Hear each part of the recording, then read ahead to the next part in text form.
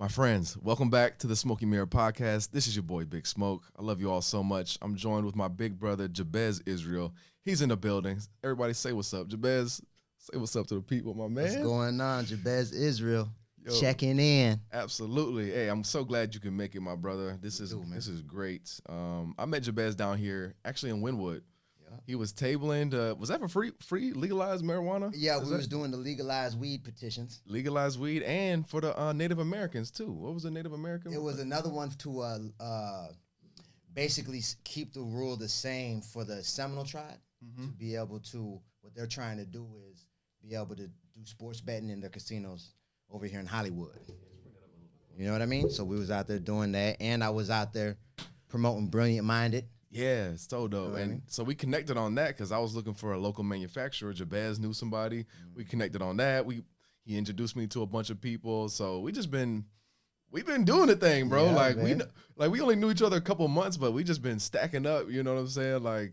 Really elevating. So similar vibrations, man. But yeah, I really want you to get into the brand. And I want you to get into you as a person because I actually didn't know that your name was not Jabez at first. You walked me through that transformation. So I think your story is really interesting. So let's start with that. Just kind of get into your childhood because I know that's a big part of it. And then let's just go. Okay, well, my name is, like I said, Jabez Israel, proud founder of Brilliant Minded Apparel, and Brilliant Minded is a recent development. I want to say about 6 months since I started it and conceptualized it from a course that I bought from Billionaire PA. Shout out Billionaire PA. I actually brought his I got it here in my pocket. His Dream Activator. Oh yeah, the pen. The pen. Yep. Yep. Shout out Billionaire PA, man, a great brother, full of great information, and so I bought a course, and throughout that course, from the beginning of the course to the end of the course, I had a business plan, a business name, a business structure. So Brilliant Minded slogan is believe in your brilliance. And I chose that because I wanted to sell something that would inspire people to believe in themselves and encourage people to be the best version of themselves. And it really came from a deep-rooted feeling that I have, especially for our community, that I believe that we are the most blessed and heavily favored group of people on this planet, but for some reason, we're at the bottom of society. And so, that topic and that realization for me ever since I was a kid I've been dissecting it my whole life. You know what I mean? So, Brilliant Minded the slogan is believe in your brilliance because at the end of the day, I know for a fact, and not just our community, every human is brilliant. I mean, we're the most intelligent creatures on the planet. You know what I mean? What we're able to construct and do is beyond belief almost. And just for example, I'm 39 years old. I can remember stuff from when I was 6. That's crazy. You know what I mean? So I can go back over 30 years in memory and remember something that happened over 30 years ago. You know what I mean? So if I'm not believing that I'm brilliant, it's not that I'm not brilliant. It's just that I don't believe I'm brilliant. Bro, I'll ask people since I started it, let me ask you a question. Do you believe you're brilliant? And a lot of people, some people be like, yeah, I know I'm brilliant. And some people be like, I don't know about brilliant. Right. I think I'm pretty smart. Yeah. You know what I mean? You feel me? So if you don't believe you're brilliant, it's not that you're not brilliant. It's just you don't believe it. So now the problem with that is you're not going to make brilliant decisions. You can't make brilliant decisions while simultaneously believing that you're not brilliant. It's not going to work. We're so advanced in our mind that whatever we believe is what it is. So believe in your brilliance. That's what it comes down to. Yo, that's perfect. You know The way you say that is I can resonate because, I used to teach middle school and I could see the sense of just being defeated from the kids. They learn to expect lesser of themselves just because they, might not be performing as well in school. And that kind of mindset just transitions into the rest of your life. It's like, you're trying to, pursue your career, but then you already have a perceived idea of inferiority just because you're used to not doing so well and you're used to not succeeding. And that really does weigh down on you, and you don't even realize that in your subconscious you've you believe that you're like not as smart. Not as You know what smart. I mean? Yeah. And the way they set school up with the Oh, grading can you system. talk like right to the like? The way they set Yeah. the school up with the grading system is so competitive. Yep. You know what I mean? It's like my sister was a valedictorian. My Nafrisha, shout out Frisha, man. She Shout out is to one her. of the smartest people I've ever met, and especially when it comes to just retaining information real quick. Like she could hear something one time and just remember it. Yeah. You know what I mean? I wasn't like that when I was a kid. Like I would have to really study to get a B or a C plus. Like Work if I hard. didn't really work hard, I was finna fail straight up. Like I would have to go over and over and over to remember like the information that they was teaching me in school. Cause honestly, deep down, I felt like it was bullshit. Excuse my language. Like I'm like, how is this gonna help me? Right. So I'm like already kind of like in my mind rebelling against it, but at the same time, like I gotta learn it, or otherwise I get bad grades, and then it's like I'm doing bad. You know what I'm saying? So I always felt like I was way slower than my sister, kind of. You know what I mean? Right. But it's not that. It's just my mind worked different. Exactly. You know what I'm saying? So you know, the school system is a trip here in America for real, It's man. a trip. And we're gonna get into that because we was talking about it, man. Yeah. But and so you know, so as I was learning the course from Billionaire PA, he went over the structure of how to structure a business. Mm-hmm. So it was to have a name that resonates with what you believe as a person. You know what I mean? What do you stand for? And to have a business that's gonna help people. Mm-hmm. Look around in society in areas that where you see that people need help, and Right. if you see that they need help and you have a solution to what they're going through, that's a good business to go into. Mm. There's an opportunity area. Yeah. So have that, and then pick a name that fits what you're going to be giving people to help them. Yeah.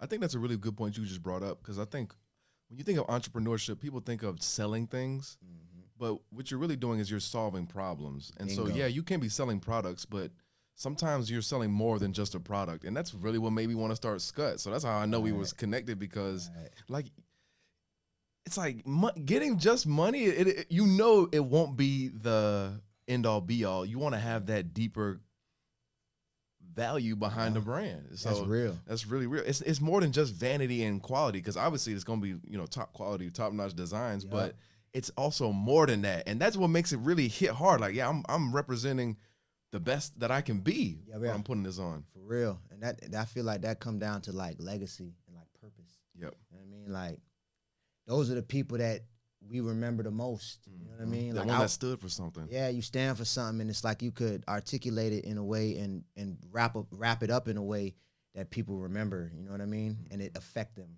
Right. You know? So it's like, so as I was structuring it in my mind, it was that, and then it comes down to, okay, so you got the name of your business, because I'm dropping jewels right now. I paid for this information. You know what I mean? And then too, like me as a person, I feel like I'm gonna make money selling intellectual property, but I'm gonna give a lot of it. Like if you really just study, like the more content I put out, like you could really just study. I'm gonna be giving out game my whole life. Like I don't mind giving it out, because it's what it's all about. And then it's gonna be a lot of people that don't see this. Right. And it'll be a lot of people that probably watch 15 minutes of it and get bored and go want to watch some porn or something. You know what I'm saying? And they'll go to watching some other shit. You know what I mean? Right. For real. Yeah. So it's true. like, It's true. I could be giving you, but then that same person, they might pay $500 for it, and now they'll focus in. Right. You know what I mean? It is because when you put that money up, you're saying I'm serious about it. Yeah, like I want to learn it. I think that's why it is valuable to sell it too, because you give people, you're really selling an experience like this. You're making a ritual almost, like, yeah, I'm investing this portion of me, this energy, because basically that's what your money is. Yeah. You transferred energy for it. I'm putting this energy towards this, so I'm gonna take it serious. Yep. So then, you know, so what it was from the name, then you have to have a slogan that fits the name. So notice how everything connecting together. So that's why I chose Believe in Your Brilliance. And then you have to have a mission statement, right? And so the mission statement of Brilliant Minded is, we're using Brilliant Minded as a platform to connect with over 1 million brilliant-minded individuals, to pool our skill sets and resources together to entice over 1 billion people into the light of morality, healthiness, happiness, unity, financial literacy, and abundance. So that's the whole purpose of Brilliant Minded. It's way deeper than the clothes. Brilliant Minded is a designer brand. These shirts, I started out selling them at 40. The price just went up to 50, and the price is gonna keep going up. I got another one coming out with the gold thread. That's so hard. I'm gonna sell it for $111.11. And because Brilliant Minded is a designer brand like Gucci, Louis. You know what I mean? Exactly. So we starting off with the shirts, but we're gonna keep getting more intricate with the designs. You know what I mean? And the different type of swag. You know what I mean? And it's going to be luxurious. It represents abundance. It represents everything that's connected to the mission statement, the slogan, and the purpose of it. So that's how it's all tied together, man. That's dope. So, and so that's that, And so, you brought up me going back into my past and kind of like how I came up. Yeah. And it's real deep because, America, when you think about America, everybody think about the white and the black thing. Mm-hmm. You know what I mean? And it's not, and it's like the European white and the quote unquote black thing in America. It's a thing, you know what I mean? So what's so live about my life is my mom is white, like Polish, Russian, Ukrainian, white. Mm-hmm. You know what I mean? From Wisconsin. So and then she had 7 brothers and sisters. It was 8 of them. Wow. So my white mother is a Lepak. That's her last name. And then my dad is from Miami, right? So my dad last name was Singletary. So from Coconut Grove, and came up in through the 70s and the 80s, especially through the whole crack epidemic, and so he moved to Minneapolis, where when I was born, they ended up divorcing when I was born, but so I was moving around between him and my mom's side of the family up there in Minneapolis, Wisconsin, and Minneapolis, Minnesota, and Wisconsin area. Mm-hmm. And then my dad at that time was selling a lot of coke, a whole lot of coke, and so then he started using it, and then he started smoking crack, and then everything, and because we had a big ass house, cars, motorcycles. I still remember. Yeah. Like he had a lot of money, and he lost it all, bro. Lost everything quickly. And so I kind of remember the end of it when it started getting weird, and then so it was a custody battle, and my mom at the time too, she didn't really feel like she was able to raise me and my sister by herself for where she was at in her life. And so we were adopted. And so I was adopted by her brother. Shout out Butch and Julie. So they raised me and Freisha from the age of 7 to 15. And so at that point, I ended up moving back with my mom in California for like a year. And then when I was 16, I moved to Miami with my dad. Okay, so you were in Milwaukee for most of the time, then Cali, and then to Miami. Wisconsin, most of the time. See, so I was 5, I was in Minneapolis, Minnesota.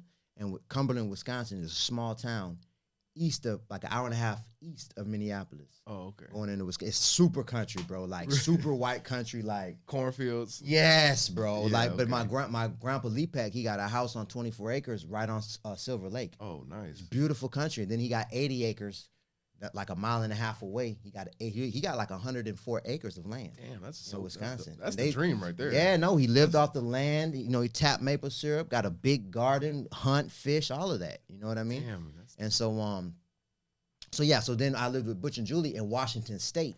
Oh, wow. And so that was like middle class country Washington State. It was a town called La Center, Washington. You know what I mean? Shout out all my friends in La Center, Washington.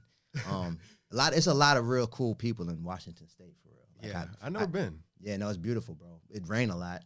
Yeah, I heard that. It rained a lot. Yeah, you got the mountains and all of that. You know what I mean? I just had some friends move to Colorado, so I might have to be out west. Yeah, no, it's a vibe. It's a vibe. It's a lot of innovative, open-minded thinkers. Real liberal out there. Yeah, yeah. So then, from there, I moved to LA, and then from LA to Miami.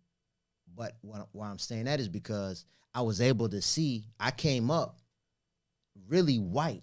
Mm-hmm. You know what I mean? Like I sounded like a white boy. I was in white culture most of my whole till childhood. 16, right? Yeah, till 16. So when I moved to Miami, I moved into Coconut Grove, which was turned out at the time. That was like at the end of like the crack run, like, you know what I mean? 2000. I remember when I first moved to Coconut Grove. You got Grand Avenue that go through Coconut Grove, and then you got Douglas that come off US 1 and cross Grand Avenue. Them two streets was like crack crazy. Like, it was so many people selling drugs on them two streets. You had the cars that'll pull up, and then people would be running to the cars and fighting over who was going to sell the dope to the people pulling up in the cars. It was crazy. Damn. Bro. Like, I used to be out on the street, and I couldn't believe how busy it was and just straight drug activity. Yeah. Like, for real. Like, all night. Every night. Like, it was a lot of drugs being sold. That is crazy. And this is 2001. I can't even really fathom 2000. that, Like, it's just different. You know what I mean? Like, people getting shot, like shootouts. I was in a couple, like, right around shootouts a few times. You know what I mean? Damn. Like, I've seen people shooting at each other. You know what I mean? Like, right. ducking, running. Like, you know what I'm saying? Out of here. All that was going on in the Grove. And then it was the sweeps that happened. I was able to see the sweeps. You know what I mean? So I was able to see, because I used to look at it like, dog, like, how is people not getting arrested? Right. You know what I'm saying? Like, yeah, they just letting it happen. The whole shit just going down like, it's like in like broad daylight at night. Like, you know what I'm saying? Like, I know y'all know what's going on. Yeah. So, but yeah, they was letting people they was building up cases. That is kind of that was building up cases, bro. They was building up cases, and then they'll do sweeps, and the way they did it was they'll hit like 7 houses at the same time. Damn. Like synchronized, like yeah. So, like, they wouldn't hit one, and then people could get on the phone and start calling around. Like, everybody gonna get hit early in the morning. It's always like 5, 6 in the morning. 5 a.m., yep.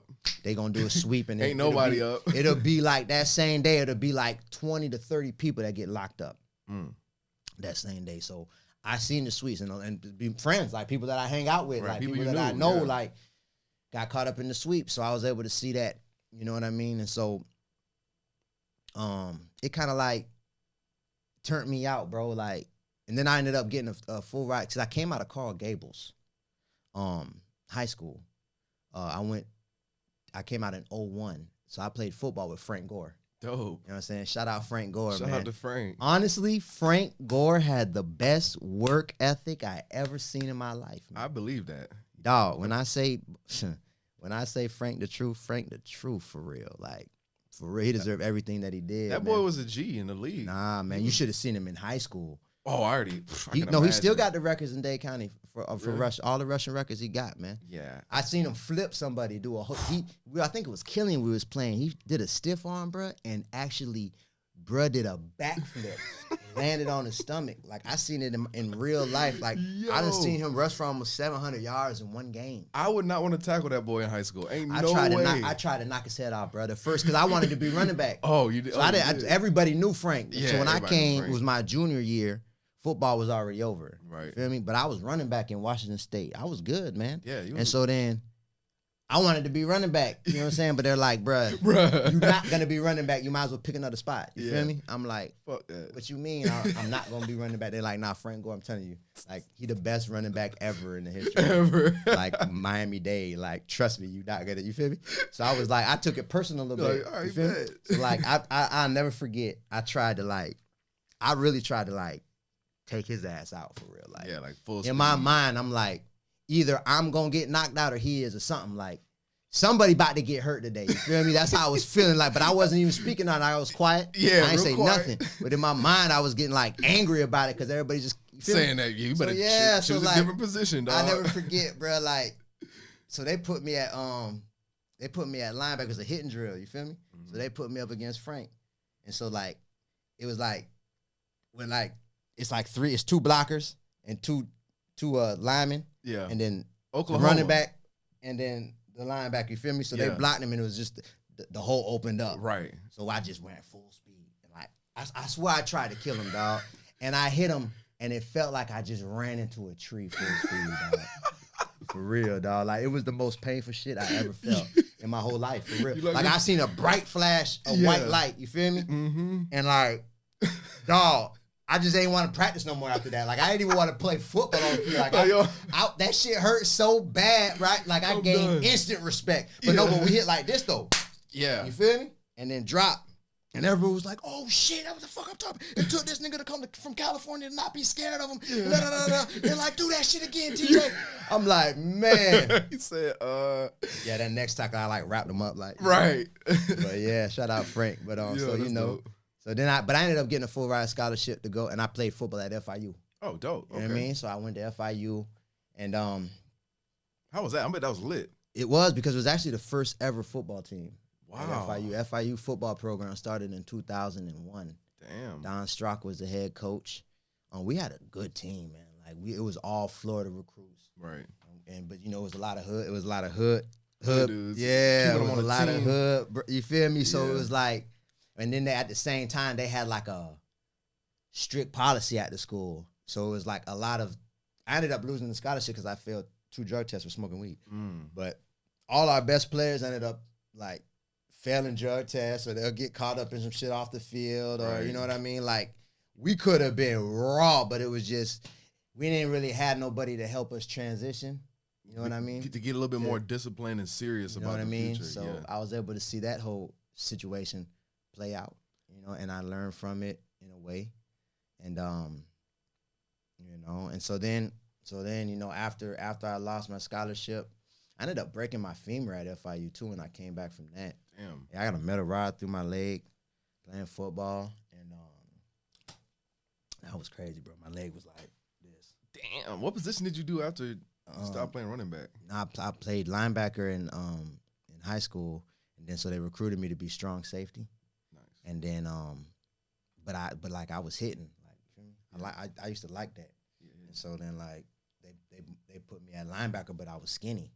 So this is a thing that really was a big thing for me in my life too, because they'll put you on a meal plan to gain weight. Mm-hmm. It's a big thing in football, and you just eat bad. Like you just eat all day and just trying to gain weight, yeah. Because you got to put the weight on, you know what I mean? So I actually was able to get up to like 230 pounds. You know what I mean? My natural size is like 165, 170.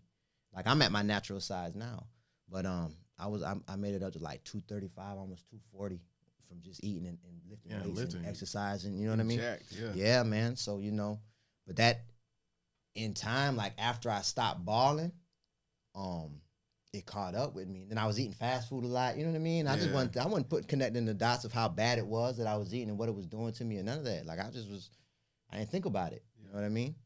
And so and that you know, that kind of like bring me to, because then after school, you know, I lost my scholarship and I was trying to figure it out. You know what I mean? At that point, that's when I really was like on my own to figure out, you know, I was independent minded, so it was like I got to get my own spot. Yep. You know what I mean? Got my own apartment. I had a roommate right there on Thomas Avenue in Coconut Grove, and got jobs. You know what I mean? I worked at different jobs, and I did not like jobs, bro.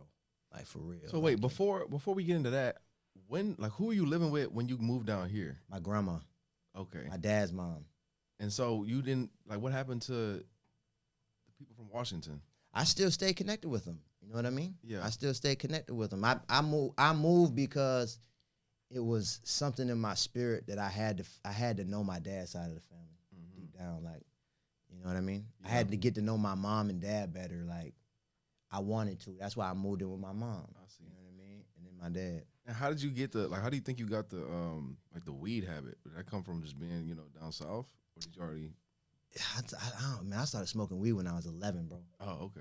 I was 11 years old. First time I drank, I was 11. Damn. First time I smoked and drank was at 11 with at that time, my best friend, God bless the dead, Jason Henley. We smoked. The first time we drank together and got like tipsy off Budweisers. Yeah. Because his old boy used to drink a lot. Yeah. So it was like beer all over. Everywhere. You know what I mean? Mm-hmm. And then you know, so it did, you know, his brother smoked. You know, so like first we drank and then he smoked before me. And then he was telling me that it like how fun it was. Yeah. You know what I'm saying? And I think that really I was drinking and smoking early just because probably what I was going through and I just wanted to feel different. You know what I mean? So I just tried it, you know, and I liked it, bro. Like I liked it. So I think it was just a habit that developed from just wanting to be in a different not have to think about what I was going through as much and feel better without having to really do the work, I guess. Just being a kid and wanting to feel good. Definitely feel that. Different. You know what I mean? Were you always growing the dreads? Because they super long. No, I didn't grow dread. I twisted this up, my hair up for the first time. It was 2000, I want to say 13. Wow.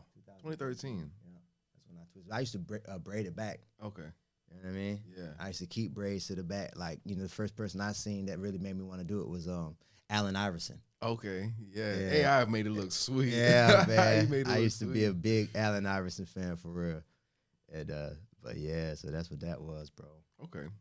All right. So then, you know, you left school, you get a job, and now I want to get into, you know, the name change and kind of like it seems like an identity shift. It was a big one that happened. And you know, what sparked it? Well, it was a lot that happened between, because I'm 39. Yeah. So at that point in the story, coming out of FIU, I'm what, 20? 21. Yeah. You know what I mean? So it was a lot that happened in that amount of time. I had a daughter. I used to, you know what I mean? Like, and this is another thing that our culture, especially my generation, and it's still going on today, like, it's cool. It was cool for a man to have a lot of women. You know what I mean? Mm-hmm. Back then, you know, like, I used to be just disrespectful to girls. I used to be calling them bitches and hoes, and I just ain't care. Like, and I used to just wanted to have a lot of girls. Right. Like, I thought that was what a man is supposed to do. And I think that's still definitely in our culture. Like, even the little homies I've been hanging with, they always are on that. Real, bro. Like, I really thought that was like a successful thing to do, not knowing how lost I was. You know what I mean? So I did that, and so fast forward, whatever, a lot happened. But where everything really changed for me was when COVID hit. COVID hit, and before COVID hit, I went to California and I was doing petitions. Same thing I was doing when I met you, bro. Yeah. So, you know, because like the petition game, if you know how to talk to people, you can make $2,000-$3,000 a week, you know, working 20, 30 hours. Pretty easy. That's decent. I mean, yeah, so, I might need to get into that. Yeah. So, but it depends on the petition, and then it's not a forever thing. Like the way they pay out for certain petitions, they'll pay real good, but as soon as they get all the signatures they need, it's done. Right. You know what I mean? So I'll be catching them waves when they come along. But I went out to California to do it, and was in Corona, California, bro. Oh, I know that shit was crazy, bro. I went to Corona because we went out there thinking we was gonna be doing like $20,000 a week for real. We on a calculator. We hearing stories about how sweet it is in California.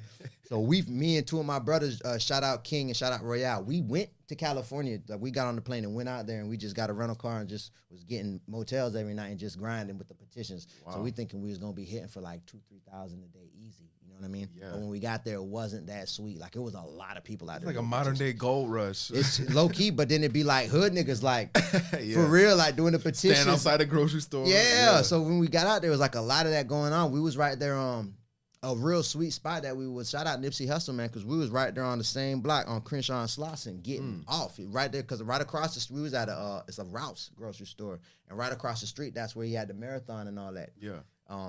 And they got like it's a lot of hustlers over there, man. It remind me of Miami. If you know the city of Miami, 27th Avenue and 79th over there by Liberty Flea Market. Like, you got a lot of street hustlers out there just hustling. It was like that over there, but different. You know what I mean? Yeah. And they all cripping. You know, everything's on the neighborhood and all that. You know what I mean? But it was cool, man. But you got a lot of career criminals in California. Yeah. That's a whole other story. But I learned a lot over there. But so we was, long story short, we was getting a lot of people to sign the petitions, but they wasn't paying out for all of them because they already signed them with other people.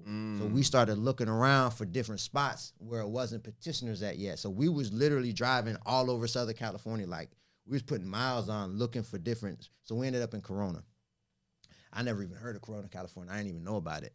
But it's a flea market there, and then I believe it was my brothers was working. Wait, this is a place? I thought when you said Corona, I was talking about thinking it's a COVID. Place, bro. I'm talking about no. But listen though, this is what's so crazy about it. Corona, California is a place. Okay. Right, and so it's I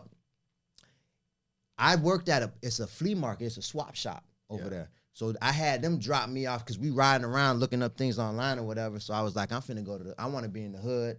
And because, you know, that's where it's easiest for me. You feel me? So I was like, drop me to the swap shop. And I think they went to a Walmart or something. The two of them went to a Walmart. So they dropped me off at the swap shop. So I'm at the swap shop. Bro, I went to getting off, you feel me? And it wasn't nobody else doing the petitions over there. So I made like, that day I made like 2,500. Damn. So I was getting off, you feel me? So, but so much happened in that day to where it changed my life. That was the day that really started shifting me because I was in my vibe. You know how it be when you get money, right? Everything going right. I was feeling good, and then so I seen an older sister, right? She must have been in her 60s. So I had her do the petition. She filling out the petitions, and I like to just keep the conversation going while they filling out the petition because I had them fill out like 5 different petitions. You feel me? So I'm keeping the conversation going, and so then she it come out in the conversation because I asked her because I started noticing, bro, everybody had masks on, bro. It was like 50% of the people was wearing masks, and I've seen Asian people wearing masks, and I always used to wonder like, what's up with the mask? But I remember I asked somebody and it was like, you never heard of SARS, whatever, like, and I'm like, nah. So they was like, yeah, man, whatever, it's a thing or whatever. So that's how I learned that they was wearing, a lot of them was wearing a mask behind the SARS situation. Yeah. So I'm wondering, is that's what's going on with these masks in Corona? Like, what's going on? Because it wasn't just Asian, but it was Asian people over there. Yeah. But it wasn't just Asians. It was like, it's a lot of Mexicans over there and black people. Everybody was wearing masks. Like 50% of everybody was wearing a mask. So I finally asked the lady, I'm like, what's up with all these, everybody wearing masks, man? What's going on? You feel me? And she was like, you don't know? I'm like, nah. She like, bro, where you from, man? I'm like, I'm from Miami, man. She like, what are you doing in Corona? I'm like, I'm doing this. I'm getting money. Like, I came out here to get money. You feel me? She was like, you might want to go back to Miami. And I'm like, what you mean? She was like, so she told me that in Corona, there's only one hospital. And she's like, it's an experimental hospital. That there's only one actual surgeon on site. And everybody else is like college students that's learning how to do practice medicine, and they do a lot of experimental practices. Wow. So she was saying that they sent a group of Asian people to that facility to get experimental work done on them because they came and everybody came over sick. You feel me? And she was like, what's so bad about this hospital? This hospital killed my husband. Damn. I'm like, what? And she like, man, I know in my spirit, this hospital killed my husband. Went in there, he was sick, but it wasn't definitely sick. Like, it was, she explained to me what it was. Like, you know, like if you sick, you going to the hospital to feel better, but you ain't going thinking you about to die. Right. Like, it ain't that serious. It ain't that serious, yeah. But it was serious enough for him to go in. So he went in, and like that night he died. Damn. You feel me? And they're like, man, they killed my husband. And she was like, it's known in Corona, if you get sick, especially if you black, if you get sick, everybody take that trip to LA to go to the hospital. Yeah. And it's like an hour and a half. Like, they'll rather risk it going all the way to LA to go to the hospital than to go to the hospital in Corona. So she told me that, and she told me about all the Asians that came, and they was doing experimental work on them, right? And they were like, and she said, that's why they call it the coronavirus. You ain't heard about the coronavirus? And I'm like, nah. She was like, yeah, it's called coronavirus because it started right here in Corona. What? So I'm like, what? So that was, bro, because I don't watch the news. I don't watch the news. Like, to me, it's the blues. Like, I don't even turn it on, like, at all. Like, first, so she's like, where have you been? I'm like, I just been grinding. Like, I don't like the news. It makes me sad. You feel me? And so she was like, yeah, whatever. So then it was another lady that I talked to as I'm chopping it up or whatever. I bring up because I was like, man, what's going on with this Corona shit? You know, I'm just talking. You feel me? And so she was like. So I brought up what the other lady told me about her husband, and she looked at me like she was about to cry. She was like, man, you know how many of our people that died in this hospital? That's crazy. She was like, they did my husband the same way. What? Like I'm looking at her in her eyes, like I feel her pain. So I'm like, yo. And so that same day, right, it was this lady that pulled up in she was driving in a new Audi, and she probably was in the late 40s, early 50s, but she just looked healthy. She was real pretty, like mature, pretty sister, you know what I mean? And she was in all white. And so she was walking up. I was on 100. I was getting money. I felt good, so I was trying to get her to do the petitions. So I always break the ice just on some conversation before I don't just dive right in and try to get you to do the petition. Like, I'm going to try to, real salesman type break shit. the ice real quick. So I broke the ice with her. And so we was chopping it up real quick. And then I hit her with the, you mind filling out the petition? And And she was like, I'm surprised I'm even talking to you. I don't talk to you people.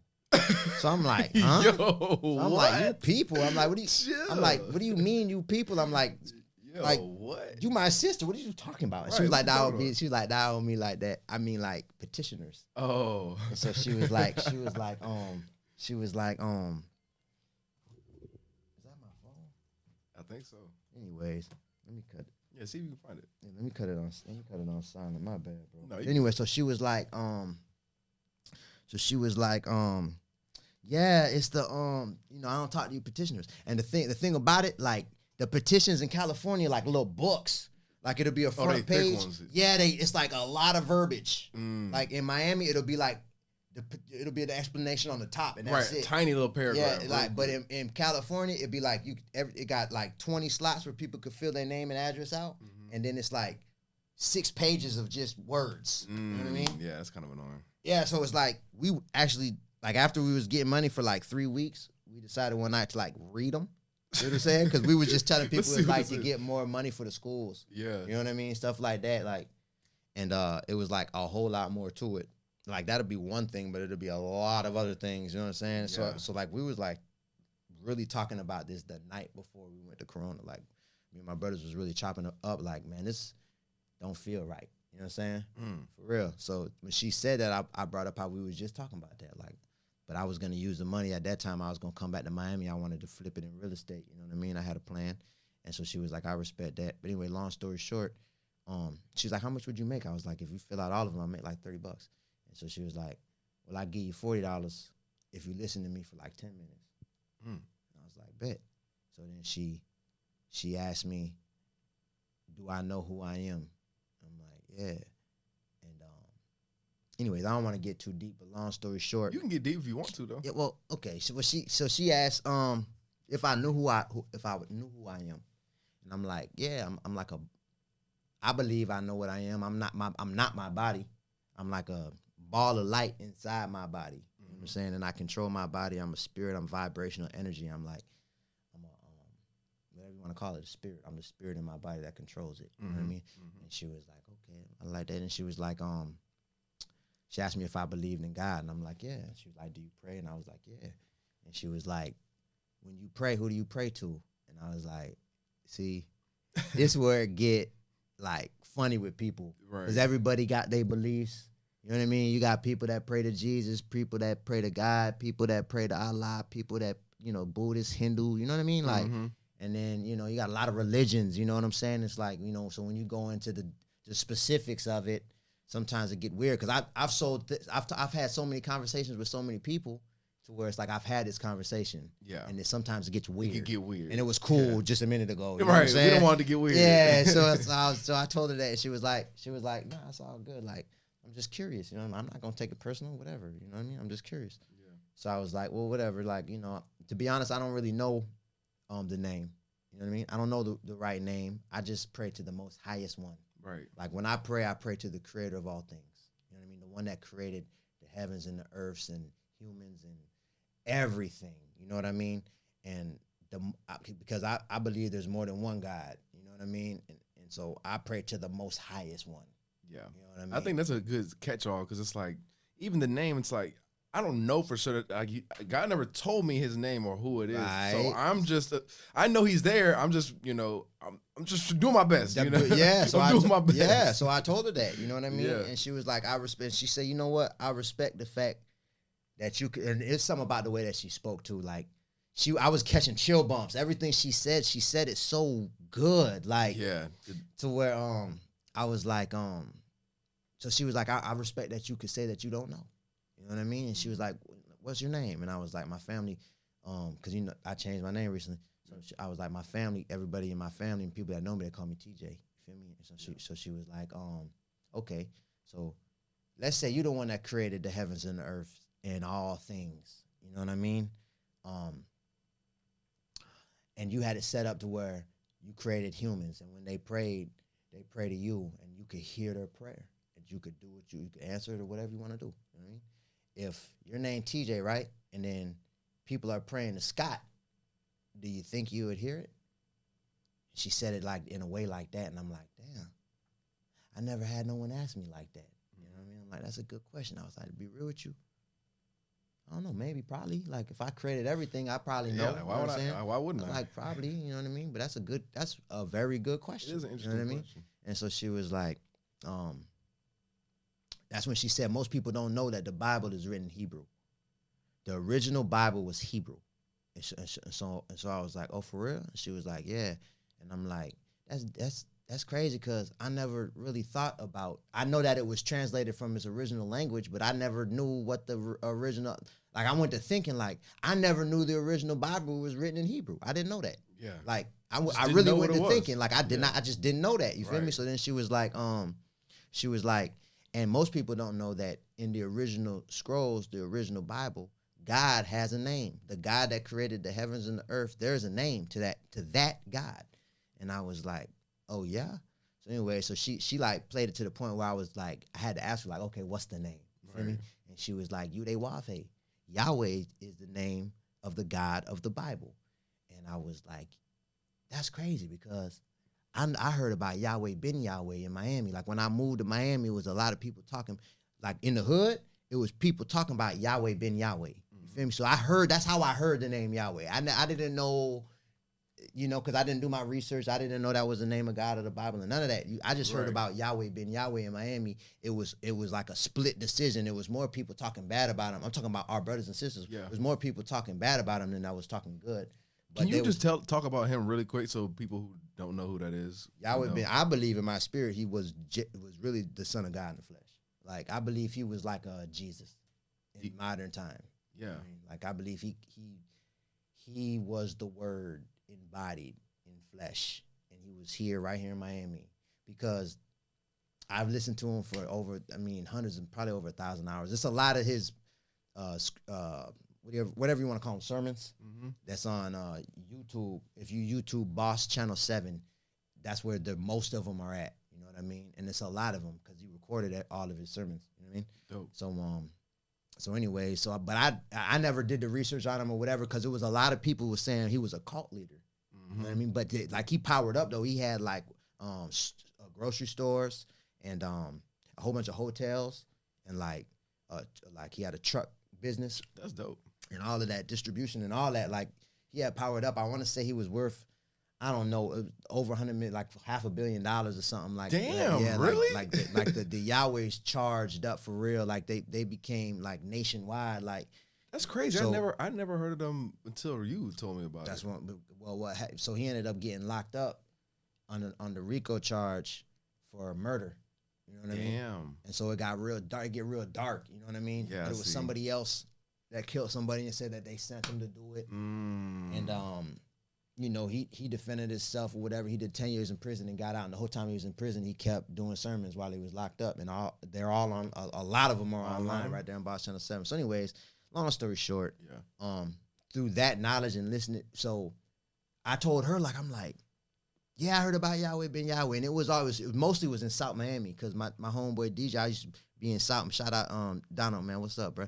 It was a lot of people that he was around. You know what I mean? Yeah. Like, their uncles and aunties, they used to go to the church with Yahweh ben Yahweh. They was Yahweh's, you feel me? But they was like extra hood, like gangsters for real. Like, so, and they was on some like, there wasn't really a lot of them wasn't really talking that good about him. Some of them did, but some of them didn't. You feel me? So honestly, I kind of didn't know what to think about it. Right. So I just didn't think about it that much. Okay. So when she told me about him, I told her that. You feel me? And she was like, well, this is the last thing I'm gonna say. Like, if you want to know anything about anybody, don't you think it's smarter to listen to the person themselves than to listen about what other people talk about them?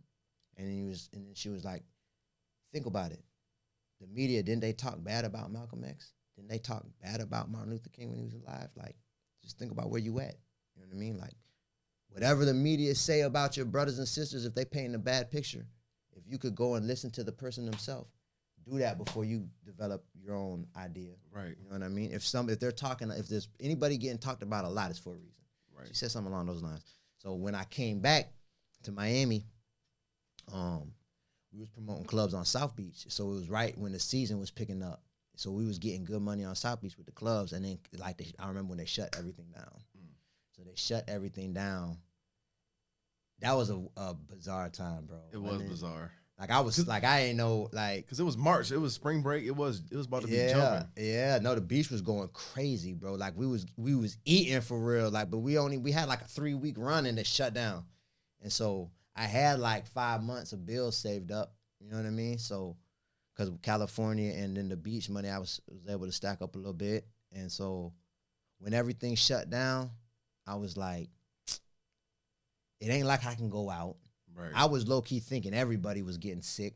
I didn't want my kids to get sick. I really ain't even like going to the grocery stores. I didn't know what to think. You know what I'm saying? Like, because nobody knew at the beginning. For real, bro. I'm like thinking about, bro, I done went out and got a pellet gun to shoot, because there's a lot of ducks in our neighborhood. Yeah. So I'm like, I'm finna kill ducks and iguanas and fish. Like, for real, I'm thinking about surviving. Like, because remember, the grocery store, shortages in the grocery stores. Yeah. You know what I'm saying? With the toilet paper towels and that toilet shit was so bizarre. Yeah, bro. So it was like, so I was like, man, I was in the house anyway. So I was like, I just made a decision. And I'm finna take like 4 months and just study every day, like self-work. You know what I mean? Work on myself. And one of the things I wanted to do was study Yahweh being Yahweh, so I did. And so as I studied him, he go into, my life changed forever behind just listening to him and the way he break down things. And so he go into how the quote-unquote black man and black woman of America is the only group of people on the planet that fit this category of people that don't know where their ancestors come from before slavery. And so when he said that, it was like somebody really talking on this, that it makes sense, because I always wondered that, like, why is in school, why is it that Black history start with slavery? Right. Like, we going back, like, it's like 1500s.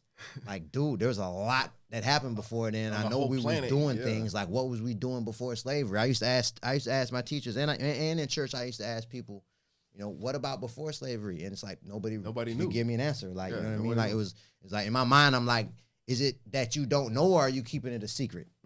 That's how I used to feel. You know what I mean? Like, but anyway, so he break down that the Bible is actually our history. Like, if you go all the way back, so I was so inspired by what he was speaking, I actually read the whole Bible. You know what I'm saying? So, if you go all the way back to Genesis, and then you know, coming out from Adam and Eve, then you got Abraham, Isaac, and Jacob, and then Jacob had 12 sons, which are the 12 tribes of Israel, and the fourth son, Judah. This is what Yahweh ben Yahweh is saying. The fourth son, Judah, was the fourth tribe of Israel, the tribe of Judah, and that bloodline is actually the bloodline that was, and it is said in the Bible, the tribe of Judah is the tribe that their job is to be in the ones that lead the world, that govern the world. So that's the people that's supposed to be doing it. It say it right there in the Bible. So he say that the tribe of Judah is actually the black man and black woman in America, and that we was put into slavery because we was following behind other cultures and other people instead of leading in our own culture and morality and doing the right thing. It's in us to be good and to govern in righteousness. And then when we do that, we in our power, and our power center is our creator. And so the way he broke it down, I'm like, that makes sense. Yeah. You know what I mean? And then when you read the Bible, like, you keep seeing the same pattern with the tribes of Israel, and especially the tribe of Judah, of making the same mistake of following behind other cultures. And so as I look around in America, it's like we're doing the same thing right now. Yeah, I think that's a really good segue into kind of where we want to go with the future, because when I'm hearing that, I know other people will be thinking like, leading, like, what we right, right, leading like, what? Like, we can't even own the industries that we dominate. Like, what are we gonna real? Be like, we don't own none of the stores in our neighborhoods. No. Like, we just divide it. Yeah, and it's like we get money, we have influence, but it's the power that we're lacking. And so I think a big part of it that you're gonna touch on is the health part. We got to start with our bodies first before we worry about anything else. We got to take care of the inner world. Yeah. So is that what kind of inspires you to do the name change? Because before we do that, let's do the name change real quick. Because the name change, well, it came down to the knowledge of, see, my last name was, my name that I was born, well, that was given to me at birth and put on the birth certificate is Anthony Singletary. Okay. So Singletary, when I did the research on the last name, Singletary is a European last name. And there is a slave owner in the Carolinas that owned a lot of slaves. His name was Jonathan Singletary. Mm-hmm. And he had a lot of slaves. And it's documented that he was, rough on his slaves. You feel me? And so it's like, a name is a powerful thing. Yeah. You know what I mean? And most citizens don't realize. I don't even fully understand it yet. I just know it's way more to it than what we're being taught as far as our name. But so I was carrying the last name Singletary, which was actually the last name of the bloodline that owned my ancestors as slaves and did them wrong. Right. So why am I carrying around their name? That's not even my blood. Yeah. And I'm passing it down to my kids. I told my old boy I was changing my name, and it's like he felt offended for real. Right. Like he was like, what? But now he's starting to get it. But at first, he was like people was like I heard other people in my family was talking about it like I was tripping. You feel me? Yeah, like he's tripping. But they starting to get it. You feel me? But so yeah, that's why I disconnected from it. You know what I mean? So I switched it because it was a lady that gave me a book after I got out of FIU. I was doing network marketing for a little while, and she was like, I'll never forget. She was like, "It's this book I really want you to read. I feel like you need to read it."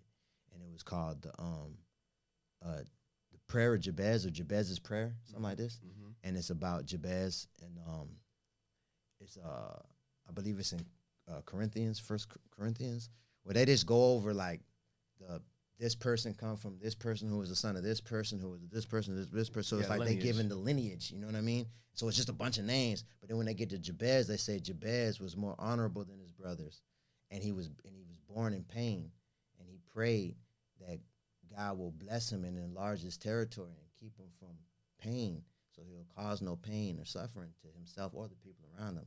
And his prayer was granted. That's you feel me? So then they wrote a book about it. So when I was reading the book, like I believe in past lives. Yeah. I always believed in past. Like I know I've been here before. Like, so when I read the book, I'm like, I'm Jabez for real. Mm-hmm. Like I felt like I felt like it resonated. No, yeah, I felt like literally, I feel like I am Jabez. Like the story is about. I felt like that's how I felt. Mm-hmm. You feel me? So then when it came time when I came into the knowledge of my name or whatever, so that's why I chose it. That's why I chose Jabez Israel. That's dope. Yeah. That's real powerful. Thanks for sharing that. And like I said, I like how you stood into it, even though your family is like, yo, this dude is tripping, but you got to make that decision for yourself and take responsibility for it. No, I'm making change in my life, and this is where it starts right here. Because what we about to get into, we talking about health and we talking about taking care and stewarding the community. You got to want it, as much as you could see people that, you can work with and, people can help you. At the end of the day, it's going to fall on you. And if we want to see change in our community, we have to do it first. So people can be sharing information with you, but you have to say, I want to take charge in it. And if you're having ideas of how things could change, instead of looking at other people and saying, why can't they do blah, blah, blah, or that, you know what? We just need to deal with what we got, and you got to affect what change you can. So, yeah, let's get into health. And why did you kind of take a specialty or a special liking towards it? Like, why did you think that was your niche? It's funny because remember that song Changes, Tupac? Yeah. Remember he said we need to change the way we eat, change the way we live, and change the way we treat each other. You feel me? And I always wonder when he say why he let off with change the way we eat. Right, why the first one, right? Like, and this Pac, like, you feel me? Like, when he said it, it's something about that line that stood out to me for real. Like, and I just didn't understand it. Like, I just didn't get it. You feel me? But then I blew up. Like, what happened was I got fat, bro. After I left FIU, I went through, I didn't get fat right away. Like, yeah, I went through because I went through like a struggle of getting money. Not like I didn't have much money for. Right, so like, I had just you wasn't enough. eating. Yeah, you wasn't eating. I was out eating like once a day just because I didn't want to use the money on food. Right. Or whatever. So like, but then when I started getting money, but I wasn't eating good when I did eat. Like I might go to McDonald's once a day or like, you feel me? Or just eat some white rice with some like neck bones and some canned vegetables or something. Like, you feel me? Like a cheap meal. You know what I mean? So I was eating like that anyway, but I just eat once a day. So then when I started getting money, I was just eating the same way multiple times a day. You feel me? And then when I got with my my wife now, like I just got comfortable, like, and just started just eating a lot, like, and I just got fat, bro. Like, I got up to almost 200, and like, I was about 260 pounds, bro. Damn, you said you was 230 in college, and that was when you was bulking up to that was muscle, but then I got fat though. Damn, like 260. Yeah, bro. And then I never forget, it was one night. And you a tall dude. You like what, 6'3", 6'4"? No, I'm like 6'1". Really? Oh man, it must be the hair. You seem tall, so tall. But yeah, so like. It was one night we was sitting. It was. I ended up moving in with her behind. That's a whole nother story. But I ended up moving just before we got married. So we had at that time because when I got with her, I had a daughter and she had 2 kids. It's funny because my wife is actually, I got a brother in Miami. Mm-hmm. We got the same dad and different moms, right? So my brother, shout out Big Rich, man. My brother, wife Tamika, is actually my wife's sister. That's crazy. So yeah, so being my brother ended up marrying 2 sisters. So I knew her before she had her kids. Yeah. You feel me? And then we had kids. But then after that is we ended up getting together. You feel me? Okay. So she had 2 and I had 1. And then we had 1 together. And then at that point, life happened, whatever. I ended up, she was staying with me in my spot. And I ended up losing it. And then I ended up moving in with her. And she stayed in the Pine Island projects, right? Mm-hmm. And so I was just getting fatter and fatter. And then one day she like poked at my chest and she like did a little laugh and she was like, "Dang, babe, you getting titties." Oh no. Yeah, bro. She was like, "You getting titties." So I was like, damn, like that shit hurt my feelings on a high, like a deep level. Like it hurt, bro. Yeah, that's but then it was like, I remember like, I didn't like I got quiet or whatever. And she was like, "Dang, get out your feelings or whatever." I was trying to play it off, whatever. But later on, like I remember looking in the mirror, and I realized like I used to hold my stomach in the mirror. Like I realized I was lying to myself about how fat I was getting. Like it was a reality check moment. Like damn. I remember just relaxing and just letting it just hang out. And I was just looking in the mirror, and I'm like, "Fuck." Like I gotta do something. Yeah, I gotta do something. So it's like. I made a decision I was going to change the way I eat forever in that moment. Like, I wanted to. Right. But it didn't seem like it's going to be a mission to do this or nothing. Like, it was like I was highly motivated to change my life forever. So it was like that's where it started. And so at that time, it's like, man, I'm done eating fast food. That was my first step. I'm done eating fast food. I'm never going to eat fast food again. I'm done. You feel me? So that was my first step. So I wasn't eating fast food. Like, they'll get fast food. I'll find something else to eat. Right. I'll cook something I like. You feel me? Mm-hmm. And then it was one day I was at the house by myself in the projects, right? And I was watching TV, and I remember I came across a documentary. And I to this day, bro, I was looking for this documentary. I can't find it. But it broke down the process of enriching foods. Enriched foods. It broke it down. And then I realized, like enriched rice, enriched pasta, like what they do is they strip it of all its nutrients, and then it ain't left with nothing, so it can sit on the shelf forever. Oh, so you can preserve it longer. For like forever. Forever. You know what I mean? Like white rice is enriched, like parboiled rice, like white long grain rice and parboiled rice. Them the 2 main rices. Those are the only rice I ate. Right. Like that, my grandma cooked that. Unnutritional food. Bro, they broke it down in the documentary that our body it's a foreign object to our body. So what it does is it takes it and it turns it into fat because it thinks we eating anything we can get our hands on because we're getting ready for hibernation. So it broke it down so good in the documentary and then I went to thinking like, because I stopped eating fast food and I started losing weight, but it wasn't coming off that fast. And then I was like, dude, I eat enriched food because you can enrich flour. Yeah. You can enrich rice. You can enrich, and then, you use flour to make pasta, and then you use the flour to make the bread. You know what I'm saying? So it's like, I made sandwiches instead of fast food. I would make rice. You know what I'm saying? And I would use either white rice or parboiled rice. Mm-hmm. And then I would, I make sandwiches. I'd use the white bread. You know what I mean? Yep. And it really say enriched. It's saying rich flour right on the back. Right on the pack. And then I would use like I would eat a lot of pasta. You know what I'm saying? The enriched pasta. Yeah. And I went to thinking like, damn, I eat enriched food. Or, you know what I mean? Like, or if I get a burger, I get the white buns. Yep. You know what I'm saying? So it's like, I eat this shit every day. For the past, so I was like 30 years. But then it broke down how they got the alternative versions that are natural. They're not enriched. And so it'd be like the brown rice. Yeah, whole wild wheat. rice. Or the whole wheat bread. But then it broke down how the only way to really, because then they got the whole wheat bread that's still enriched wheat. Yeah. So you got to read the ingredients. Sheesh. You feel me? So it broke that down, and it was saying how much better fresh food is, or fresh produce like vegetables, it is than canned vegetables. So I was like, damn, I would cook every day pretty much. I would make rice, a canned vegetable, and meat. So I'm like, my whole diet from the way this documentary broke it down, I'm like, no wonder I got fat. Like, it was like a light bulb. And like, I'm like, okay. Duh, this is how it happened. I was like, okay, I'm cutting all that out, and I'm going to replace it with natural things, and let me just see what happens. You know what I mean? Yeah. And I'm going to stick to it every day, because now I was super curious. Yeah. I'm going to experiment on my body and see what happens. And I just went to losing weight. I wasn't even exercising. That's crazy. Yeah, bro. I came all the way down like pretty much 100 pounds. 100 pounds. And 100 pounds. Not too many people understand just how crazy our diet is. Like how much they sneak into it that we really don't know about and how it affects us. It's honestly unsettling. It's kind of scary. It's criminal. It should be. It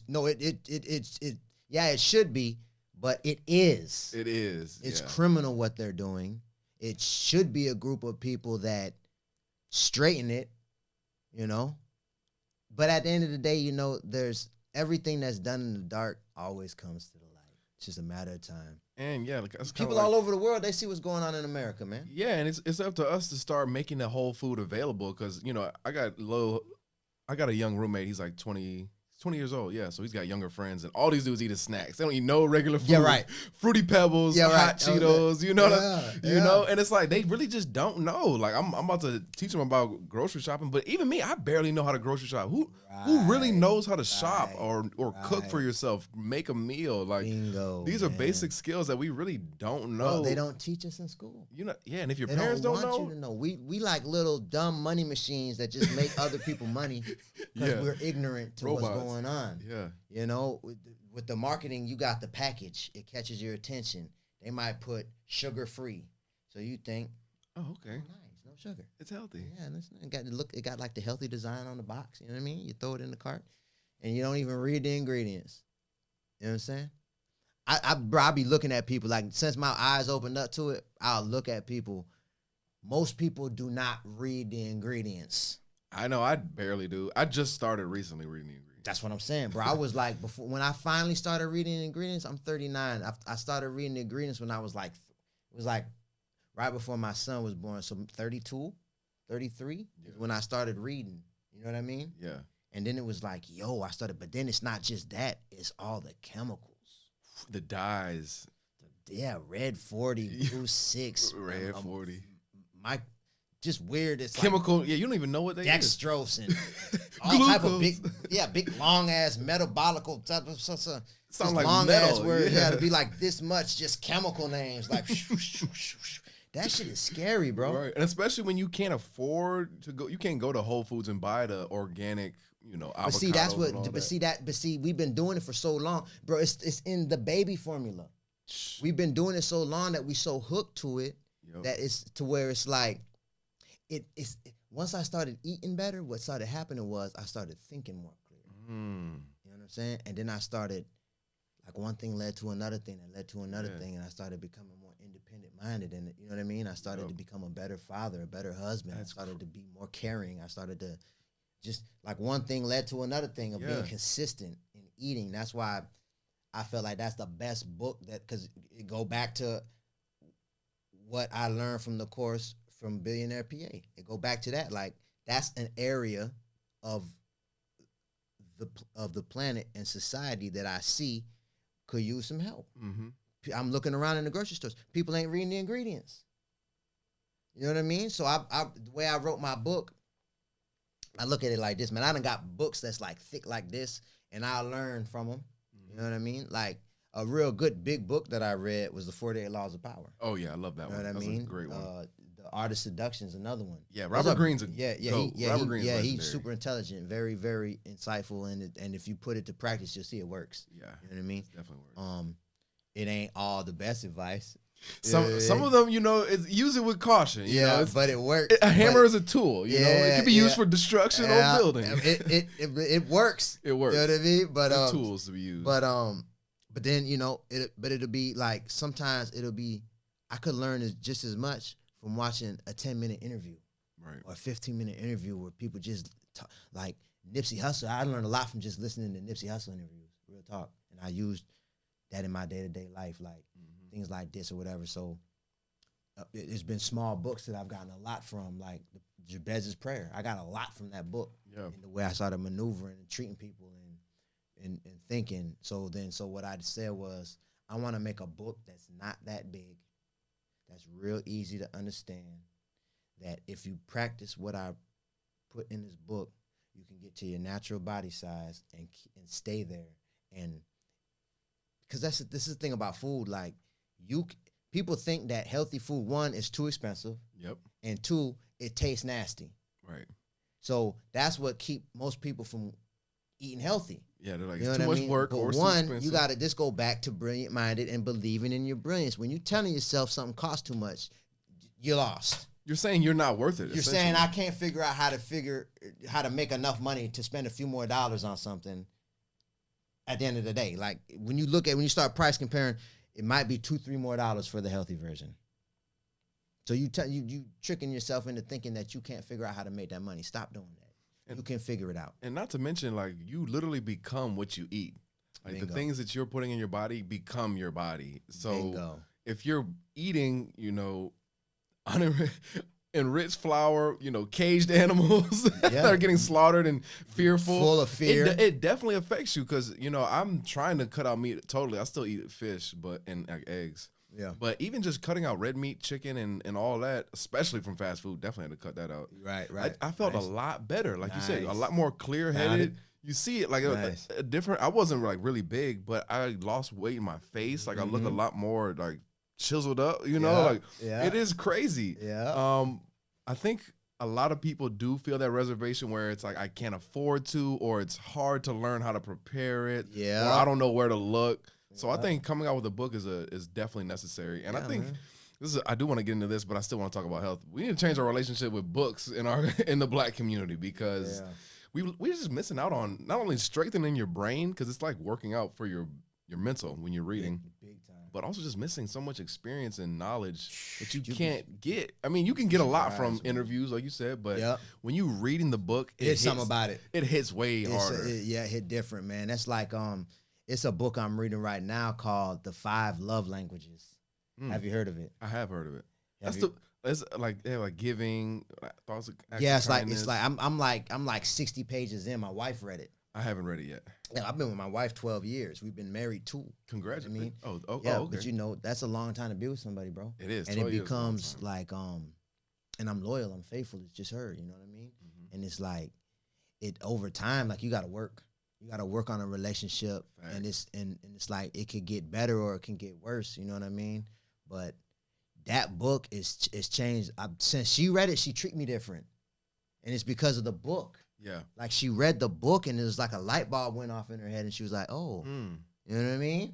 And so she been trying to talk me into reading it for some months now. I just started reading it, so I'm like, "Oh, okay." As I'm reading it, I'm seeing how she was moving different, and I'm seeing where it came from out the book. Right, straight from a book. And straight from a book. Like Nipsey Hussle, he brought up the book Way of the Superior Man. I think Lauren London had him read that, and it changed his relationship. My homie told me about that. Wow. Like, we missing a lot of information in books. So shout out to you for making that. So where would somebody get started, say they want to clean their diet up? How would you suggest they just get started initially? Stop eating fast food and read the ingredients. And know that you could spend a few more dollars on healthy food, and know that here goes something interesting too. Mm-hmm. But you can make healthy food taste amazing. Right. If you know how to put flavors together, if we can make food that's really trash taste good, Like rotten flesh, we can make it taste good. If you can make pig intestine taste good, you can make anything taste good. You can make anything taste good. So stop saying healthy food is nasty. You just, I don't want to hear that shit. Healthy food you ate, if someone who was cooking it, they didn't know how to cook. Facts. That's all that was. But something very interesting about the benefits of fasting. Oh, yeah. I was talking about this yesterday on a podcast I was recording last night. It's this man named Elatom Elamine. Have you ever heard of him? Mm-mm. I got to send you a link.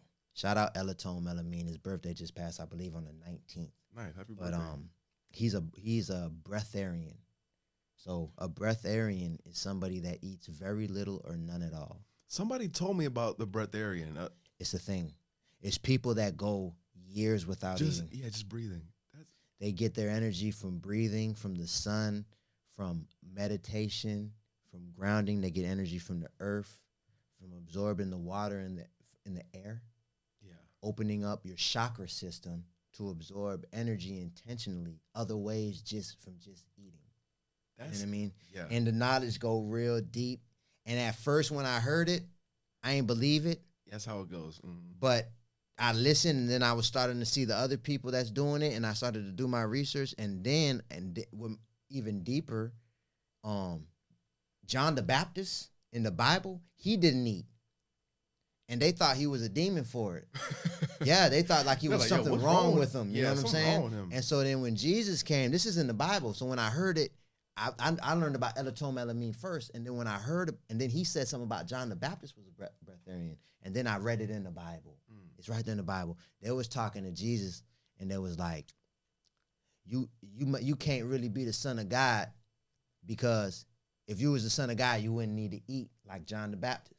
Yeah. And he was like, you hypocrites, because I know that you said John the Baptist was a demon because he didn't eat. So it don't matter what I do. Right. You're going to find a way to say I'm not the son of God, because what I got going on is contradicting what you got going on.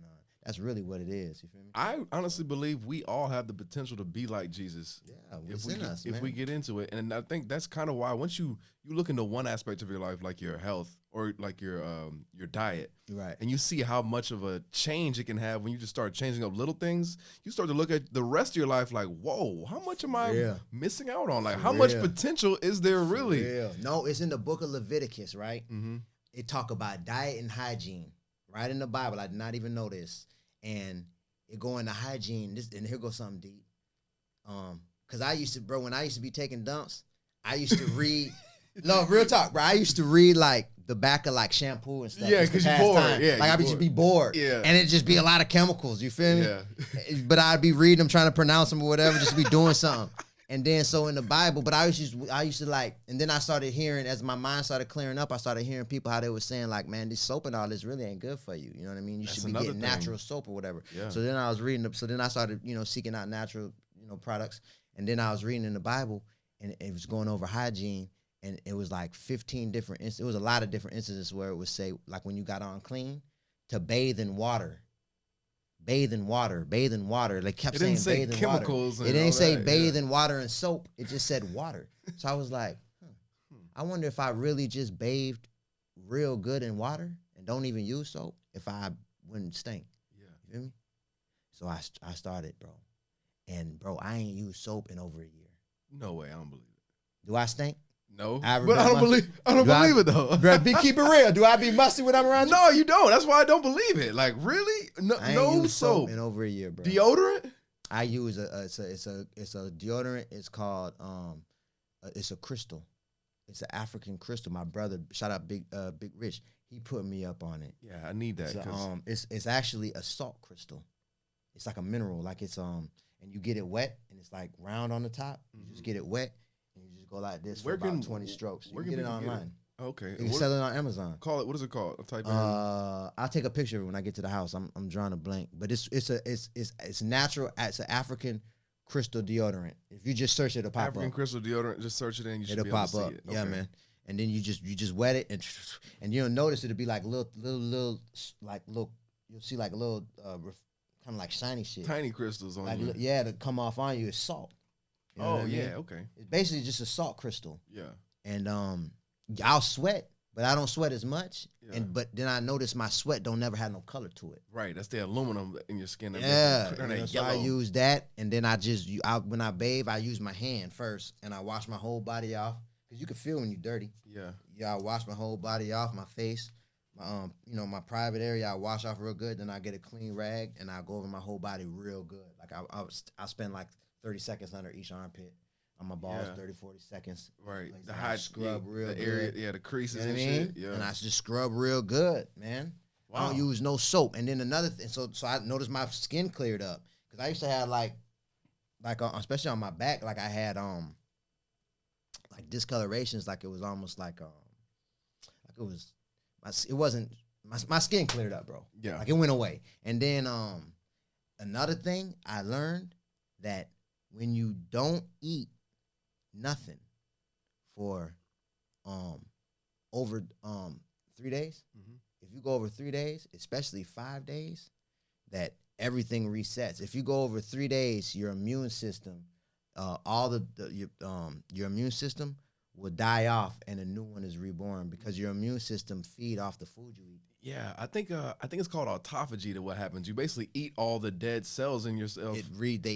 eat themselves, all the weaker ones. They keep eating themselves until at the end of the 72 hours, you'll have a whole new immune system. Yeah, and then also, I think it's 5 days. If you go 5 days without eating, all of your taste bud systems in your tongue will die, and it'll be a whole new set of taste buds. Wow. And then what'll happen is if you eat anything with chemicals on it, it's gonna taste nasty.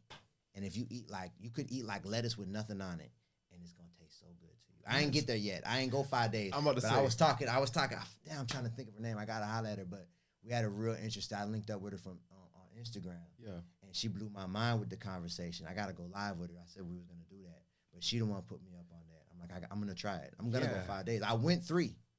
I went 3 days without eating. I've been 3 days. I typically go like a 36-hour fast once a month. Nice. Me and my aunt have been doing that. Nice. I spoke with a young woman last night, and she was saying she would go 7 days. I was like, damn. Yeah, I'm gonna make it. I definitely want to work my way up there too, because like you said, there's a lot of health benefits. Yeah. And I was listening to like a Harvard anti-aging professor. Like they were doing a lot of research on anti-aging, and he was saying the best thing you could do is to fast once a month for at least 36 hours, because your body's eating up all that nasty shit, or the dying stuff. Is good for cancer prevention too, because all those cells are getting eaten up. Yeah. And then you're like renewed, like you're a totally new person. Yeah, yeah. It's crazy. It's deep, man. It's deep. Let me ask you a question, bro. Yeah. When did you come up with SKUT? You know what I mean? Like, what was the inspiration behind that? Honestly, my experience teaching made me want to change something. That's kind of where I realized that I wanted to affect some kind of change.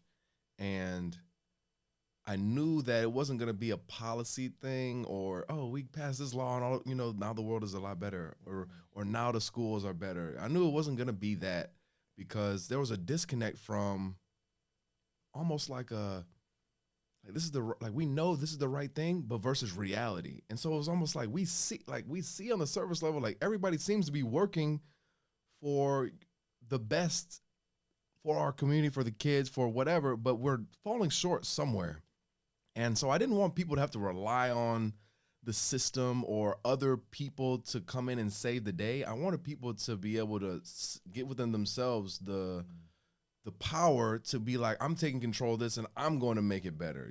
I'm the chosen one. And so I wanted to, and the reason why I felt so freed and energized about that is because I felt it for myself. Like I realized how much barriers that I was holding on myself, and how much fear was dictating how I act and how I think. And it was holding me back from really realizing the gifts that I had. And so I wanted other people to feel that kind of freedom and liberation. And so that's why I wanted to start SKUT. So me and my partner linked up and did it. And I knew if it was something. How you came up with the name? Like what? SKUT, yeah. So I'm a Kappa. I'm a Noop. I'm a very proud member of Kappa Alpha Psi fraternity. Okay, and nice. So I was hanging out with some Florida Noops, and one of them, my boy Tyrone, he would always say, like, we be going out at night. He'd be like, "Oh yeah, we about to get SKUTty tonight." And I was like, yeah, like I loved how it sounded, like, yeah, SKUT. And people's favorite words, all 4-letter words. You know, like right. shit. You know, like people love to scream True. out profanities, and so this is what I was thinking. Right. And SKUT sounds like some shit that you could chant in a rap song. You know, Yeah.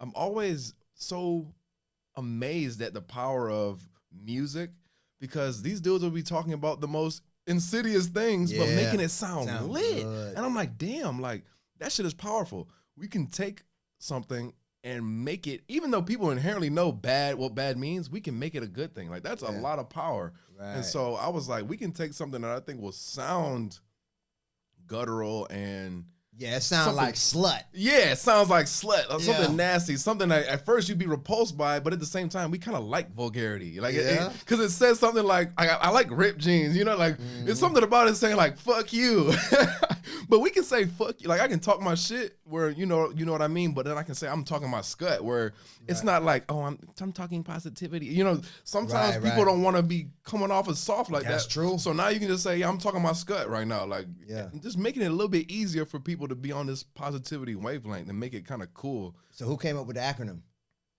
So I had an acronym first, but then Justin made it way better with the spreading knowledge using tactics. So I got to give that one to Justin. He hooked it up on that. Yeah, that's live. Man, I love that spreading knowledge using tactics, man. Yeah. Because it's been like, bro, I've asked a lot of questions. Even now, bro.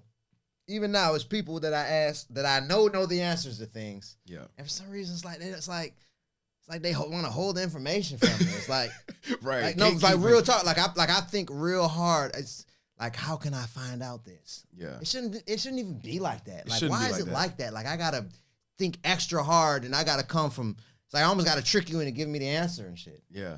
For real. Like, I mean, simple things about business like the Duns and Bradstreet. Like, who knows about your Duns and Bradstreet number? Nobody talks about that. That's some regular shit. I don't even know what that means. What did you just say? Duns and Bradstreet. It's like to get your business credit right. So it's like your credit system for your business. I think I did hear about the Duns. Yeah, and it's like it's really almost like fundamental, but like I had no idea until I just started applying for things. They're like, oh, you need your Duns number. I'm like, huh? Oh, matter of fact, I did hear that, the Duns. But see, I still don't even fully understand that. Right. And it's like, okay, that's just one instance of business. You talk about health, you talk about exercise, literally everything you can know. It's like, why aren't we spreading information? Like, there is a field, like we are all connected. Like that's actually a scientific fact that everybody's connected. Yep. It's a scientific fact that we have magnetic fields around our heart that expand into infinity on the quantum level. It's like we are really fascinating creatures, and we're having a very fascinating experience, but we're not really hip to it. Like nobody really knows just how crazy this shit really is. Yeah. And it's like what I'm doing here in Miami, Florida could impact somebody on the other side of the world. Right now, on the other side of the galaxy. Who knows what the hell is, how big the universe is. You tap in, You know, and it's like there's so much potential out there that I think is being wasted. And I think this is kind of a cynical, but I really do think there is a they. Like there's somebody like this has been set up, you know? Like this shit has been set up. It's way too calculated and it's working too well for it to be an accident. So it's like, okay, if these things are man-made, then we can change them for the better. So we can innovate in the education system. We can innovate in the way that we feed our population. We can innovate all of these things. I love it. All we have to do is just believe that we can and say, I'm going to take responsibility and do it. So yeah, it's going to take work, but once you feel motivated and you find like that energy, because no matter what, I don't care what anybody says, you'll never find as much energy and inspiration than when you're serving other people. As much as, you know, getting foreigns and, you know, diamonds on your neck and flexing, throwing money at the club, bitches everywhere, like that shit is lit, but it will never sustain you like serving other people. And I think that's really why the religion part and believing that we can be like Jesus, because what does God do? Share it infinitely, because he knows it has everything. God has everything. So he ain't worried about that. Like imagine God being like, oh, maybe I shouldn't create this solar system. Like I only have, I can only make a couple of solar systems. Like, you know what I mean? It's sharing everything. I love everybody so much. I don't need to judge anybody, you know? Because when I'm judging other people, I'm really judging something in myself. So I just wanted to spread that kind of vibe, but make it cool. That was really the thought behind SKUT. And that's deep. And you know, we getting a team of people together. My boy Chris, you know what I'm saying? Like people have just been gravitating and being attracted to the vision, and and you know, it's just been really motivating to keep it going. So big respect, bro. yeah. Big respect. I love it. Spreading knowledge using tactics. Yes, sir. And like that's how we linked up. Like we on the vibe, we on the same frequency. We like it attracts, you know, because it sounds kind of spooky when you think about it, but it's also like, wow, we're doing some supernatural shit. We're supernatural for real. I love it, bro. I love it. I love the symbol. Yeah, it's just player. You know what I mean? Like let's put this. This is a symbol for wealth and prosperity that we want to spread. So it's like, yeah, I've always, you know, rest in peace to Virgil. Like, I think that Off-White is dope and V-Lone is dope, but I'm just like, what the hell is a V on my back? You know, you know, like I'm not hating. I'm just like, all right, like that's dope, but what is it? You know, like what does that really mean? What does Off-White really mean? Right. But now you can rep. I want people to be able to flex with something and feel good about it and know what it means. It's not just ambiguous. There's some real serious shit. Yeah, you know, and use to benefit your life. And I would love it because you know I'm in a fraternity, and I would really want people to see. You see somebody with a SKUT shirt, you're like, yo, what up? Like you hyped to see them. Like, yo, that shit is dope. Like, what's good? You know, because you know that person's on that kind of frequency. Like that's somebody you can chop it up with. You know what I'm saying? Like, see, like, yo, how you doing today? Like, I know how shit can get being a human. Like, you good? You're like, no, you know what, bro? Thanks for.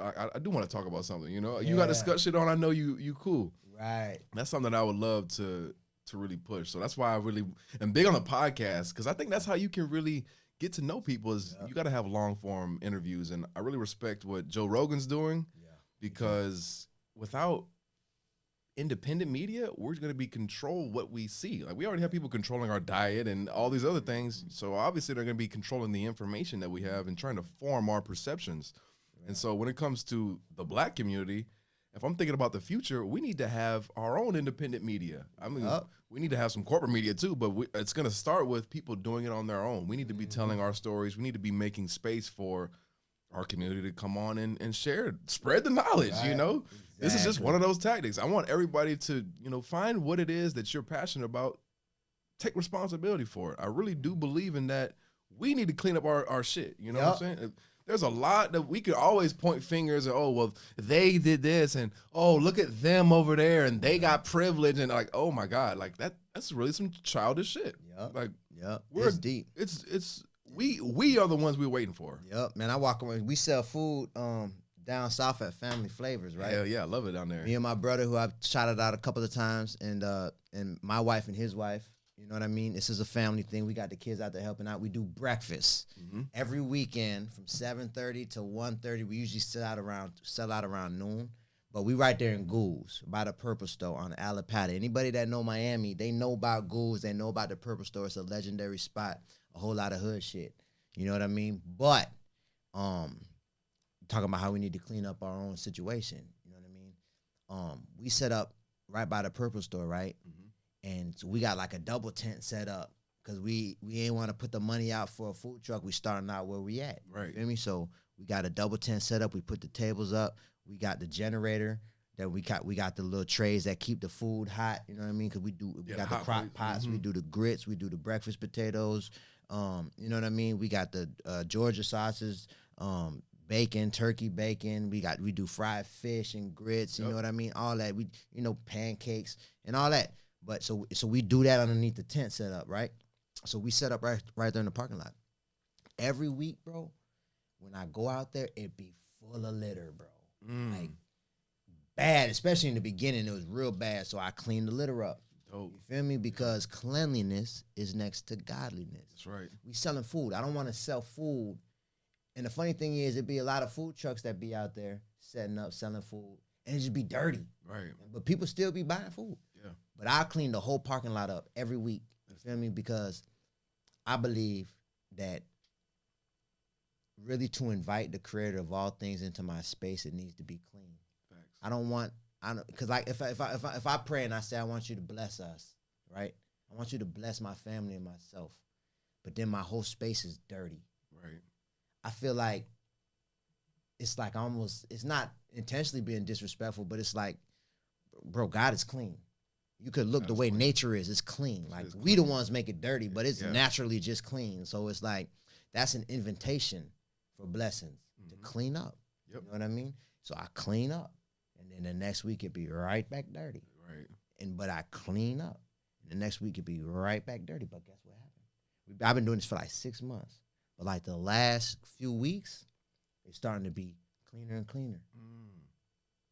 Like now, it used to be where I fill up a whole trash bag full of trash. Yeah. Now it's like I could take like a little Winn-Dixie bag. You know what I mean? Yeah. It'll be that much trash when I go around the whole parking lot.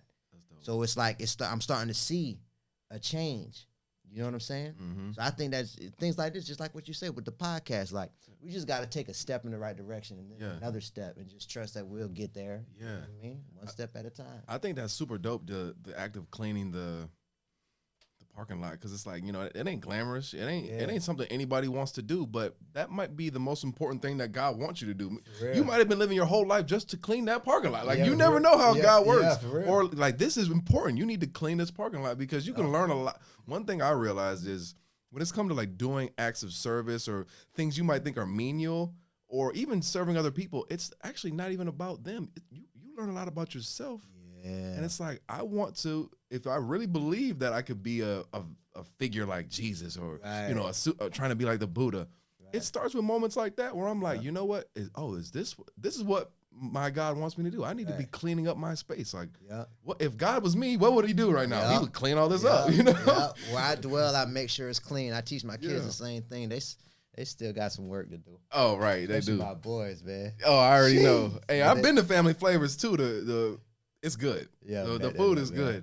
Is it all healthy? Like, because you know, I had the fried fish. You know, it's not, man. It's not. I love my family. We gotta, but you know, we gonna start putting some healthier things on the menu. It's a hood, you know, breakfast menu. But yeah, first, because we need clientele first. We gotta. Yeah, you know, we came to the decision to do it. It's sitting funny on my spirit, but you know.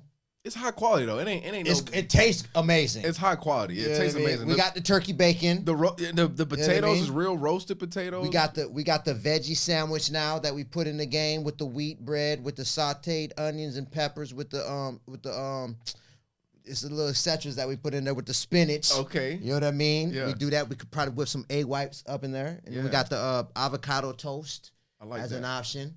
So we just putting that on the menu, you know what I mean? No, that's dope. I mean, a big thing about SKUT is like medicine in the candy, you know? Like nobody wants to just make crazy change. I'm going from hot chips to kale salad. Like, no, I need it. Please, you got to ease me into that. You're right. I need to go from, you know, I got the pork bacon, I go turkey bacon. Now I'm going avocado toast. You know, like a real nice. Might put some turkey bacon with the avocado. Yeah, you know I mean? And it's like the more they keep coming, they see the energy, they see the vibes, they meeting you and the fam. Like it just kind of it escalates. So yeah, that's dope what you're doing. I love it. I'm definitely have to come. Once I get some my SKUT shit in, I got a lot of gear coming in. I'm going to have to pull up back on your boys down there. Yeah. No, I appreciate when you came too, man. And Brother came down and popped off. Yeah, for sure. That's why I'm coming back. Sold out. Didn't you come in a few pieces? Sold out. Sold hellas. Yeah. I'm going to have to pull up. That shit was lit.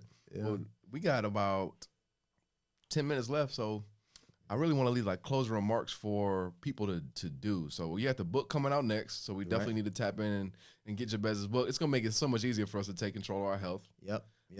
And the book comes with a checklist. So every time you eat, and it's real short, it's like this. Every time you eat, you just go down the checklist and check it off. And if you could check everything off the list, you can eat whatever it is that you wanted to eat. You know what I mean? So that'll keep you, if you have the discipline to really, first of all, if you make your mind up that you want to do something, you know inside your spirit when you're ready. Yeah. You know what I mean? Period. If it feel like it's a whole mission, you got to look at it from a different angle. If you really want to do something, but it feel like a mission, you got to do the brain work to figure out how can you inspire yourself to genuinely want to do it. Mm-hmm. How is it going to help you? Look at all the benefits. Keep going over the benefits. You know what I mean? Because at the end of the day, you could read a book that have the key to change your whole life, but if you're not motivated to actually do it and you're not committed to actually doing the work, it doesn't matter. You'll know what to do, but if you don't do it, it ain't going to do nothing for you. No, that's facts. You know what I mean? And if people think that the change is hard, I would just say start with a little bit of change, you know? Right. Like maybe you can't, because... Do it once a week. Once a week, yeah. You or just start with something easy, like, all right, I'm not going to get fast food for a month, you know? Just see how it goes, you know? Because I don't want people are real quick to say, oh, I can't do it. Like, they shut it down real quick. They come up with 1,000 excuses. Right. Just try it, you know? Just don't be afraid to lean in and try it for a week and then 2 weeks and then just see how it goes, because you'll see positive change. You'll feel better. And then that's when the motivation, you just start to see a little bit of momentum. You're like, oh, yeah, I'm about to hit this way harder. Yeah, that's it, man. That's it. So, you know, I'm excited about the book, bro. It's my first. I'm going to really go hard. I've been selling things for a long time for other people. Yeah. You know what I mean? Been involved in other organizations. But, you know, this was, you know, from COVID happening and, you know, getting to this, you know, now I got Brilliant Minded. I got a book that I'm dropping. And I'm excited, man. I'm on a podcast. This is my first podcast, bro. That's dope. And it feels good. Yeah, it's natural, right? Now, it feels amazing, man. So, you know, I'm hooking up with people like you consistently now. You know what I mean? My social media, I'm on social media on Instagram at Jabez_invests. That's, you know, I was able to catch a little wave. I got over 10,000 followers. And then also I'm on TikTok. I just got on TikTok. And it's funny because my health content is the ones that's popping. Like I put up a post that almost got 1 million views. I went low key viral. I'm almost at 30,000 followers in like 6 weeks. Crazy, yeah. And I like your content is really good. Appreciate prayers up, blessings up, baby. Yeah, prayers up, blessings up. So my TikTok is the same as my Instagram, Jabez_invests, because I invest in our community. I invest in us. That's what it's all about. And then also, you know, it's about financial literacy. But to be honest, I'm practicing and learning financial literacy as we speak. Like, you know, my money been going up and down like this. I'm 39 years old. You feel me? I'm still a work in progress. You know what I'm saying? But I'm putting myself around people that are on the right wave. You feel me? The right vibration. You know? No, that's a beautiful thing. Yo, talk to me real quick as we close up. I want to talk about the relationship aspect. I've had a lot of brothers been telling me, you know, it's hard to settle down and things like that. Talk to me about, you know, 12 years with one person, 2 years married. Kind of like, what are some, because like I got a lot of young homies that are, you know, some of them are getting into real serious relationship, like, you know, moving in with their girl. Others are, you know, trying to like settle down and, you know, maybe they've been kind of a little shysty in the background, but they trying to like tighten up. What are some words of advice or encouragement you would give to them? I think that, especially, you know, my brothers and sisters, right? I think that everything starts in the family.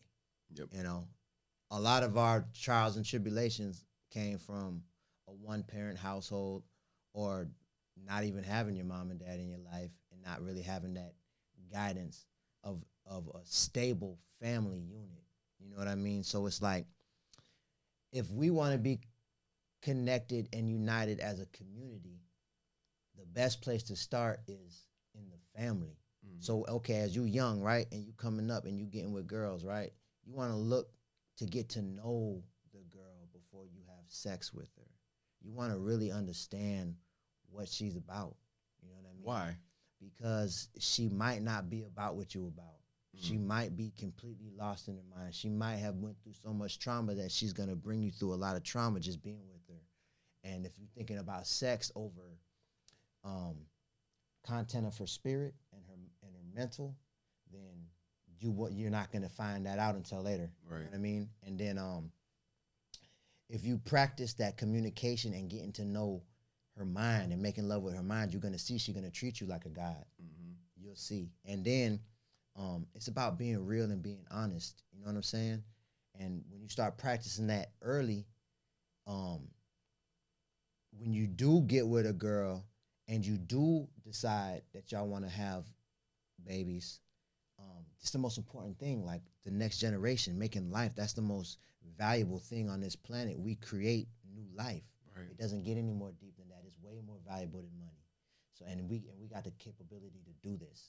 So it's very important that we have a family structure. Now, it go deep because then you got polygamy. You feel me? And I get it. Like, a man can have a lot of kids, but if you're gonna do that, you have to be able to take care of those kids. You have to be able to give them wisdom, and you have to be able to provide for them, and you have to be able to provide for the women. Right. And they need to be on the same page, and they need to agree to it. Otherwise, it's gonna be drama, man. Right. You're gonna have it might look cool, but it's not gonna be sustainable, and it's gonna bring about more division at the end of the day, bro.